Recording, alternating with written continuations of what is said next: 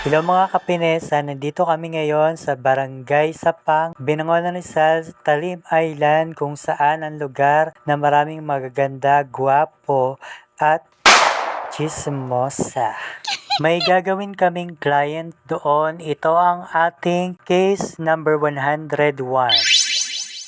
So, paano ba natin pagagandahin itong buhok niya? Ang history ng buhok niya, meron siyang previous ribbon na konting-konti na lang, sa bandang dulo na lang. Tapos yung color niya ay patsi-patsi. Kung makikita nyo naman, may matingkad, may hindi, may walang kulay, may medyo matingkad. Alam niyo kung bakit? Dahil pinakulay niya lang ito sa kanyang pinsan. So, ganyan yung nangyari sa pagkakakulay sa kanya. Dapat magpapakulay siya, pero nag-decide ako na hindi na lang siya kulayin dahil yung mga ganitong case ay mahirap ipantay. Pero kung makikita nyo naman sa kabuuan, dyan sa pinakaibabaw, mukhang okay naman yung color niya, kaya okay na din na hindi siya kulayan. Yung mga ganitong case ay talagang inaayawan ng mga hairstylist, o kung gagawin man ay mas mahal. Kumbaga, doble o triple ang sisingilin sa'yo dahil mahirap yung case niya at matagal gawin. So ngayon, dumako na tayo sa unang gamot. Pinahiran na natin siya. From malapit sa anit hanggang dulo ko na siya pinahiran, pero iba-iba po yung kapal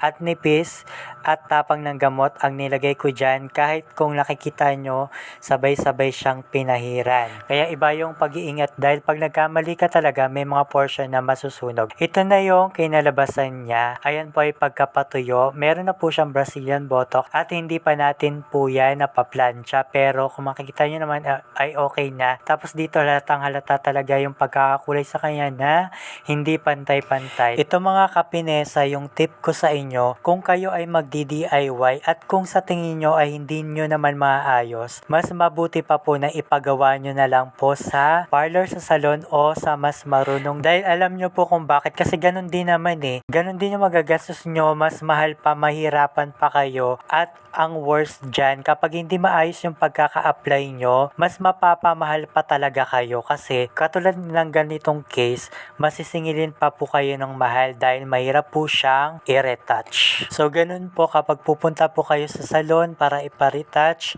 mas mahirap, mas mahal. And then, ito na yung pinaka-final result. Meron na po siyang pangalawang plancha dahil meron po siyang Brazilian Botox. So, buti na lang dito sa pinakaibabaw ay medyo okay yung kalat ng kulay. Kaya kanina nag-decide ako. Sabi ko, wag na nating kulayan. So, pahabay na lang kasi okay naman siyang tingnan sa ibabaw. Ang problema lang dun sa pinakaloob at sa bandang gitna.